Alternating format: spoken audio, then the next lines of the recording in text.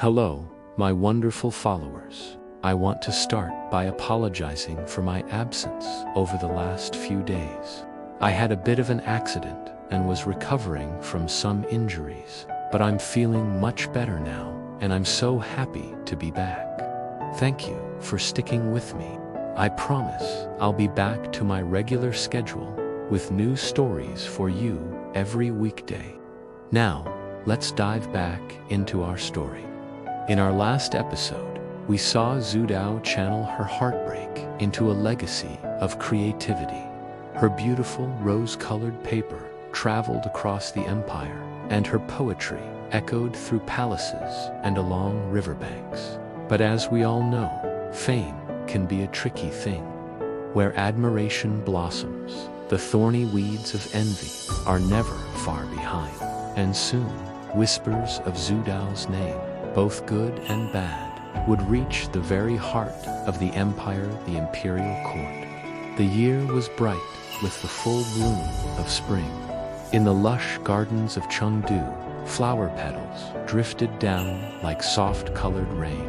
Xue Tao's gatherings had become the stuff of legend, a vibrant sanctuary for poets, scholars, and dreamers alike. Her verses, meticulously copied onto silk and paper, made their way to the capital, Chang'an. There, in the opulent salons of the royal court, courtiers would recite her lines. Some hailed her as the Muse of the Thames, a title of immense respect, but others, with a curl of their lips, would sneer. A courtesan's pen cannot touch heaven's art. Xue Tao, however, chose to ignore the noise. She remained focused on her craft, continuing to write with a fierce honesty, pouring her unfiltered truth into every single line. Then, one evening, the quiet rhythm of her life was interrupted. An imperial messenger arrived, holding a delicate silk scroll stamped with the emperor's personal seal. "The court wishes to see your poems," he announced, his voice formal and steady. "His Majesty is intrigued by the poet of Chengdu." Xue Tao bowed with grace, though a tremor ran through her. To be noticed by the emperor was a monumental honor, but it was also a perilous dance. One wrong step could lead to ruin. That night, she sat under the silvery glow of the moon, writing by the soft light of a lantern. The poem she composed was not one of sycophantic flattery, but a profound reflection on power and art.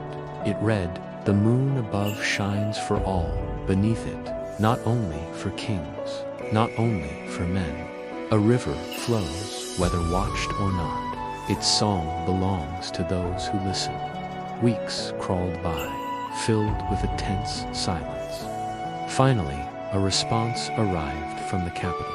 The emperor himself had praised her courage and her unique voice. In an instant, her name was known across the entire Tang dynasty. But this imperial praise only fanned the flames of resentment among many male scholars. They whispered in shadowed corners, their voices laced with jealousy. How can a woman's words possibly surpass ours? Some began to spread rumors, accusing her of impropriety, while others claimed she had seduced her way to fame. The tension came to a head one evening during a poetry banquet. A visiting official, puffed up with his own importance, decided to mock her openly.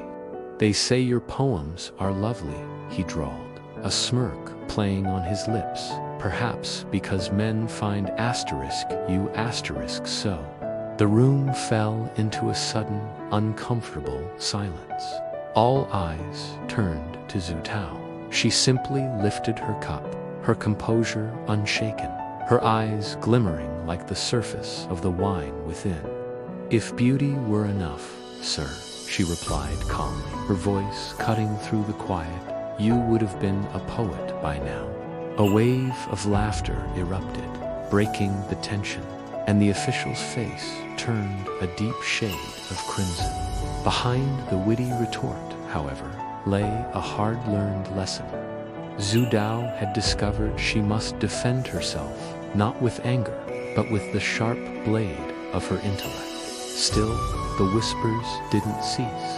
Her once lively gatherings grew quieter as her friends became more cautious, worried about being associated with her. Late at night, she would often sit by her window, watching the paper lanterns flicker like lonely stars over the river.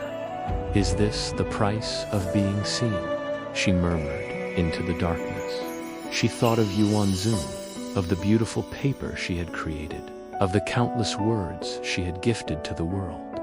Then, with a sigh, she dipped her brush into the ink and wrote, slowly and deliberately, "Let them whisper, let them doubt. The poem does not need the poet's name, only the heart to understand it." As her fame spread, Xue Tao was forced to confront the heavy weight of envy and judgment. Yet she refused to be silenced or to fade into the background. Her spirit, as sharp and precise as her brush, defied the quiet submission expected of women in her time. In our next and final part, we will see Xue Tao make a profound choice to embrace solitude over the chaotic noise of the world.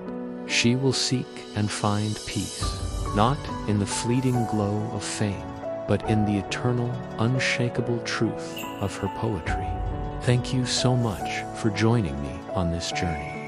Don't forget to like, subscribe, and hit that notification bell so you don't miss the conclusion to Xue Tao's incredible story.